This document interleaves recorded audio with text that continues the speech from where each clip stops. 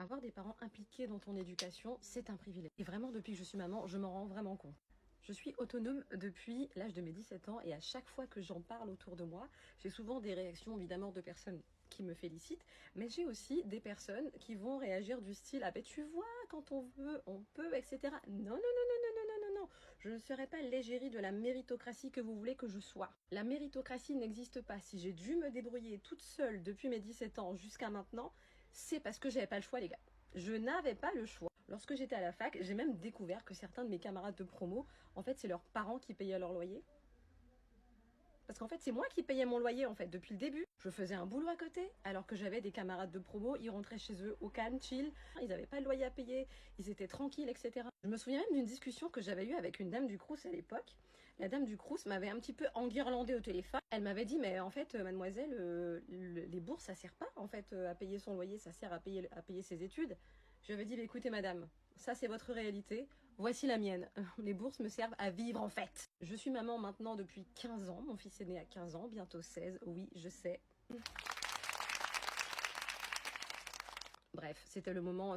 Et voilà les choses que je refuse que mes enfants subissent. Je refuse que mes enfants payent un loyer avant la fin de leurs études. Je refuse. Une fois qu'ils auront terminé, qu'ils auront obtenu leur bac, la priorité sera à leurs études, ce sera à leur formation, à leur perfectionnement de leurs connaissances. Je refuse que mes enfants aient à travailler à côté de leurs études. Parce que je peux vous garantir que c'est une putain de charge mentale. À la rigueur, s'ils veulent bosser, ça sera, voilà, s'ils veulent, sur leur temps de vacances, etc. Et encore. Et encore.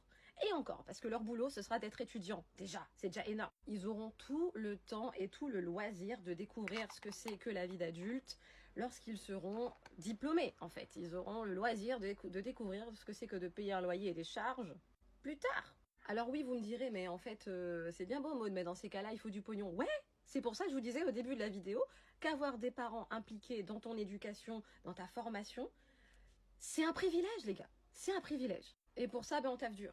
Voilà.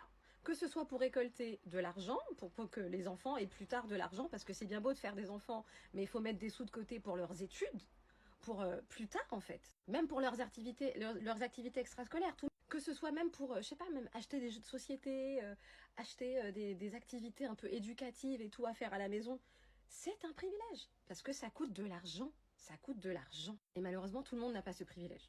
Voilà, tout le monde n'a pas le privilège de faire des activités extrascolaires, tout le monde n'a pas le privilège de découvrir des musées de fous, ou même juste de partir en vacances. Tous les enfants n'ont pas ce privilège. Donc forcément, de base, on part pas tous avec les mêmes... vous voyez ce que je veux dire? Les mêmes bases, en fait. Du coup, ça m'énerve un peu les discours du style « Ouais, quand on veut, on peut, il suffit de travailler dur. » Ouais, mais est-ce qu'ils ont eu le choix, ces gens-là?